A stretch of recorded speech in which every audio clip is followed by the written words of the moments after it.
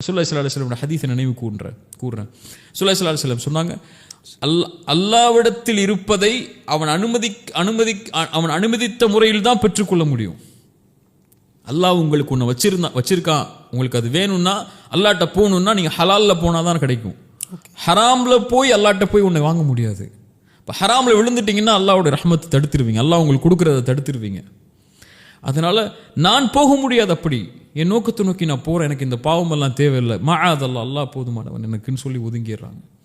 இப்போ அந்த பெண்ணின் மூலமாக அல்லாஹ் அவங்களை சோதிக்கும் போது தன்னுடைய இலக்கை அவங்க முன்வைத்து அல்லாஹ்வுடைய பயத்தை முன் வச்சு அந்த இடத்துலேருந்து விலகி கொள்கிறாங்க. இது ரெண்டாவது, அல்லாஹ் ஒரு ஆணை இயற்கையாகவே பெண்களை கொண்டு தான் அல்லாஹ் சோதிப்பான் இல்லையா?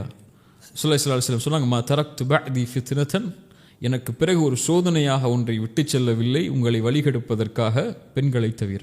அதாவது மஹ்ரம் இல்லாத உங்களுக்கு அனுமதிக்கப்படாத பெண்களுடைய கவர்ச்சியின் மூலமாக தான் அல்லாஹ் உங்களை சோதிப்பான். ஸுய்யின லின்னாஸி ஹப்பு ஷஹவாதி மினன் நிசா, ஆணுக்கு அலங்கரிக்கப்பட்ட காரியங்களில் முதலாவது பெண் தான்.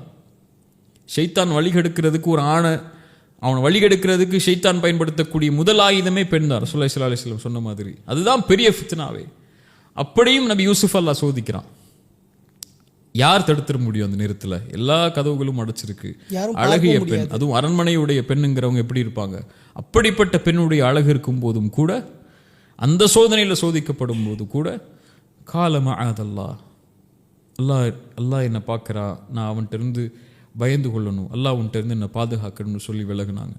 இந்த ஒரு பாடத்தை தான் அல்லாஹ் நமக்கு கொடுக்க நாடுறான். நீங்கள் வாழ்க்கையுடைய லட்சியத்தை நோக்கி போகிறீங்க, இலக்கு நோக்கி போகிறீங்க, போகும்போது ஒரு பெண்ணுடைய கவர்ச்சியோ ஒரு பெண்ணுடைய ஹராமான தொடர்போ வந்துருச்சுன்னா உங்களுடைய பாதை தடுக்கப்பட்டுரும். அதை நோக்கி போகாதீங்க. அல்லாஹ் இது மூல பெண்களை கொண்டு சோதித்தால் அல்லாஹ்வை நினைவு கூறுங்க. ஹலாலா அதை நோக்கி போங்க, ஹராமா அதை விட்டு ஒதுங்கிருங்க.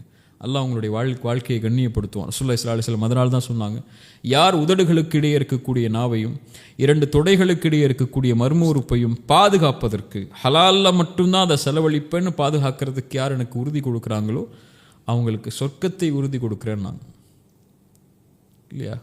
இப்போ கால மஅதல்லாஹ், அல்லாஹ் என்னை பாதுகாக்கட்டும். அல்லாஹ்வுடைய பயம் யூசுஃப் அலைஹிஸ்ஸலாமுடைய வரலாற்றிலிருந்து நமக்கு தேவையானது இந்த நேரத்தில்.